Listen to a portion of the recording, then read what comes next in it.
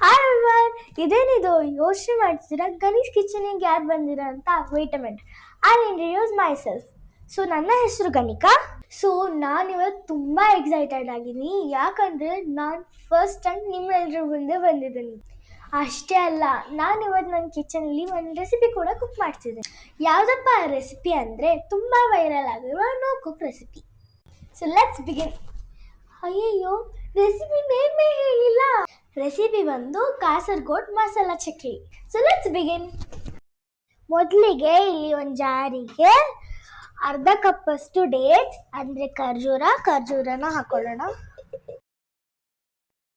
ಆಮೇಲೆ 1 ಸ್ಪೂನಷ್ಟು chilli powder, ಉಪ್ಪು, ಈಗ 1 ಸ್ಪೂನಷ್ಟು ನಿಂಬೆಹಣ್ಣು ರಸ, ಆಮೇಲೆ ಒಂದು ಸ್ವಲ್ಪ ನೀರು.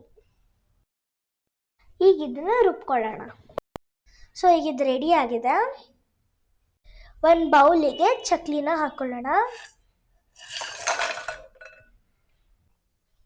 ನಾವು ಅವಾಗಲೇ ರೆಡಿ ಮಾಡ್ಕೊಂಡಿರುವಂಥ ಪೇಸ್ಟನ್ನು ಇದಕ್ಕೆ ಹಾಕ್ಕೊಳ್ಳೋಣ. ಈಗ ಇದನ್ನು ಮಿಕ್ಸ್ ಮಾಡೋಣ.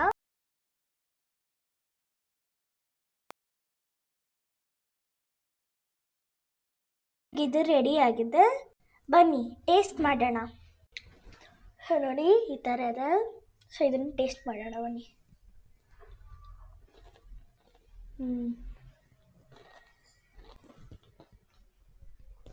ಸಕ್ಕತ್ತಾಗಿದೆ, ಸ್ವೀಟಾಗಿ.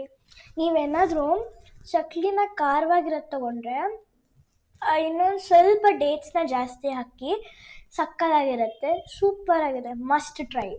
ಈ ವಿಡಿಯೋ ಇಷ್ಟ ಆಗಿದ್ದರೆ ಕಮೆಂಟ್ ಮಾಡಿ, ಮತ್ತೆ ಇದೇ ಥರ ಬರ್ತಾ ಇರ್ತೀನಿ. ಬಾಯ್.